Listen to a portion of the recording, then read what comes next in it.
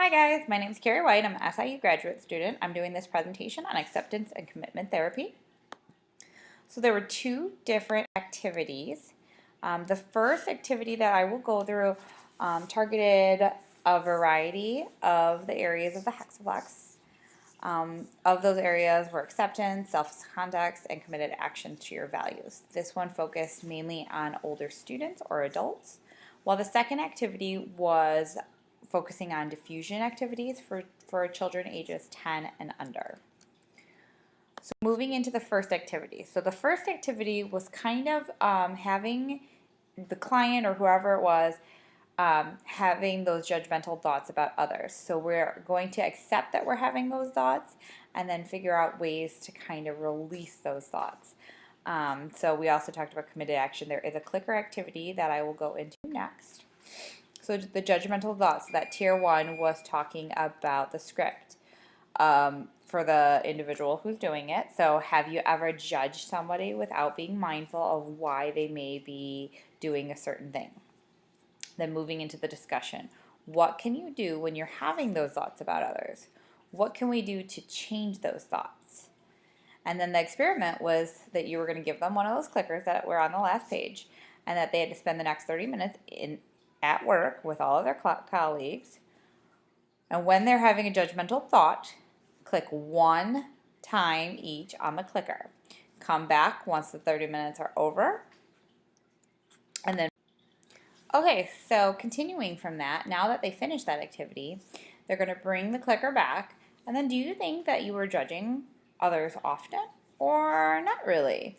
Do you think that that judging could impact your values? So if your values are based on your relationships with other people, could those thoughts be impacting the way you're developing those relationships, the way you maintain those relationships, and how can we commit to improving those relationships?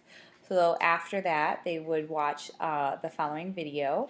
I encourage you, when you have time, to click the video, but overall, the video is just showing two adults that are sitting on a park bench.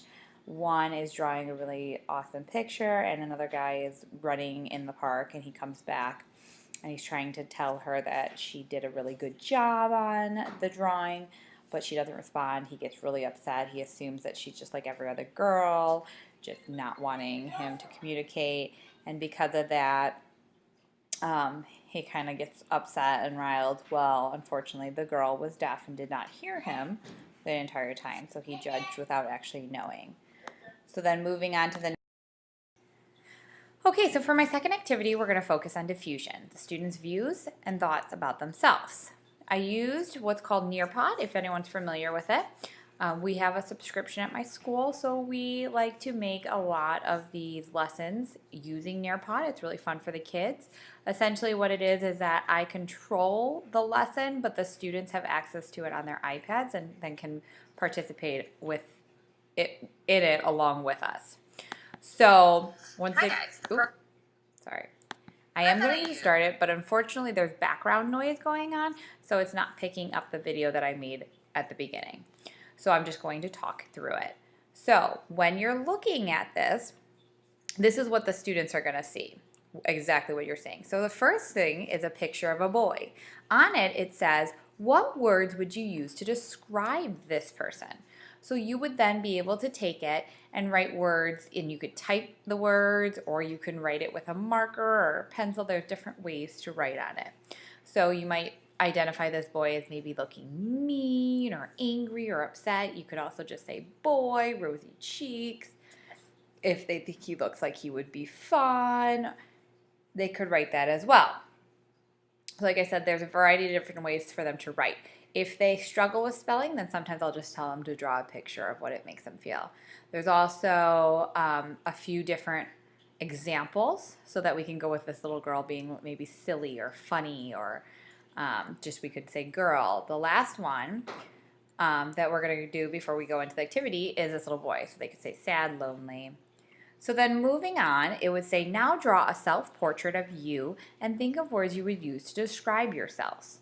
So on the screen, they would be able to then start with drawing a picture of themselves. And then they would then spend some time labeling different things that they think about themselves, different words or different thoughts that come to mind when they think about themselves. So the open-ended question would be, now I want you to think about those words. And I want you to think, do any of those words make you feel sad, nervous, or angry at yourself? Pick one of those words, and then they're going to type it to me. And when they're ready, they can submit it, and then we will move on. So now I want you to write the word in the middle of the page, that word that made you feel that way. We are going to draw a picture around it. Everyone can then draw a house around your word. Think about how you are building your house. Does it have a window, door? What color is your house? Is your house big or little? What is the purpose of a house? Does it provide shelter when it rains or storms? Is it a safe place to go? Can your family fit in your house? Now I want you to send me your house. But before you do that, I want you to erase the word in the middle. That word needs to be erased and the positive words you wrote valued. So here's where they would then be drawing their house on their little screen, and then they would send it to me once they are ready. Now the last one, this is a word that they are all struggling with, that they continuously bring up to me, is the word stupid. So this time we are going to write the word stupid, all of us. When we are beginning, we're going to draw a tree around the word. A tree is something that is strong. It stays strong. It stays standing through the storm and lightning. We are like the trees. We are strong and we remain standing throughout our struggles. This word does not describe who we are, so we are going to erase it and send it off. When you are done, please submit it to me, and then we will move on. Then to tie everything up, now I want them to draw a picture of themselves again. But this time I want them to really think about what they're labeling themselves with, describing themselves. And then once complete, they can send it to me. And then there is a poll for them to take. The poll just says, now when you think about that word, do you feel more anxious, frustrated, upset, or do you feel less anxious, frustrated, or upset? There's also a little part that I recorded, because depending on the way you're going to do the Nearpod lesson, the students might do it at their own pace, and if they do, then they could just hear me asking those exact questions. Other than that, that is the Nearpod lesson. Hope you guys enjoyed it. So then, that is the end. So there were two different activities. I kind of made one targeting younger students, and then one that was more for older adults and maybe even like that teenage range. So thank you guys for listening.